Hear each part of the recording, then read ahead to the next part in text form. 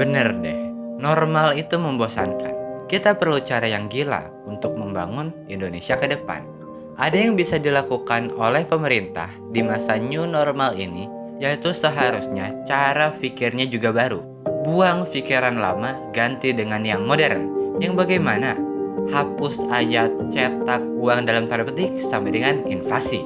Kita semua tahu bahwa invasi itu hanya ada jika terdapat mismatch dalam mengelola keuangan. Saya beri contoh, pemerintah ingin membangun pabrik masker.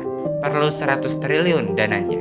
Jangan takut Pak, print aja uangnya dan berikan ke Menteri Bappenas.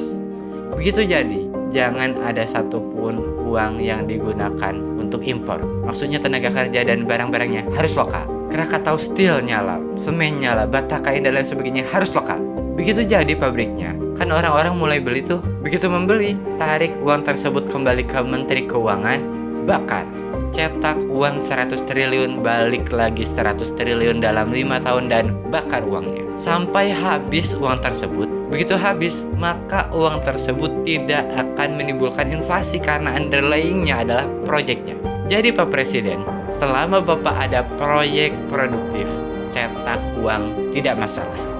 Inilah modern monetary theory, printing money berbasis project. Dan proyeknya harus berlapis-lapis. Jadi untuk membangun, saya pikir ngapain pakai Keynesian, ngapain pakai IMF, World Bank, dan obor, ngapain ngutang. Semuanya gratis, jalan tol, pabrik masker, dan lain sebagainya semuanya gratis pakai MMT. Inilah yang saya bikin kesal, dan lahirnya video ini adalah keprihatinan saya terhadap cara pikir bernegara, terutama dalam pembiayaannya. Karena apa? Indonesia tuh punya semuanya. Jadi ke depan, mengapa Indonesia tidak melakukan ini? Walaupun Indonesia penghasil ikan dori, ikan tuna, CPO, dan lain sebagainya, kita menjadi tidak berdaulat karena pabriknya milik negara lain. Kita menjadi tidak bisa menentukan harga atau hanya menjadi price taker saja. Tidak bisa Indonesia jadi price maker atau penentu harga.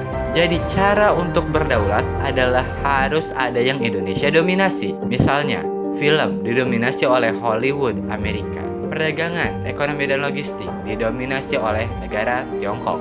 Keuangan atau currency didominasi oleh dolar dan Wall Street, Amerika. Budaya, kosmetik dan kecantikan didominasi oleh K-pop Korea Selatan. Energi didominasi oleh minyak Saudi. Industri otomotif didominasi oleh Cina dan Jepang.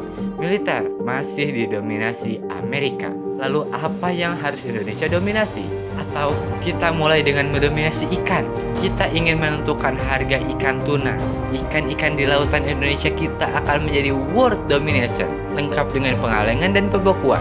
Lalu kita akan mendominasi film seperti Hollywood dengan film-film karya anak bangsa seperti Gatot Kaca, Gundala dan lain sebagainya. Kita beri nama misalnya Indowood dalam tanda petik. Lalu kita akan rebut dominasi dari Wall Street, Amerika. Kita jadikan Mataram sebagai Wall Street-nya Indonesia atau pusat mata uang dunia.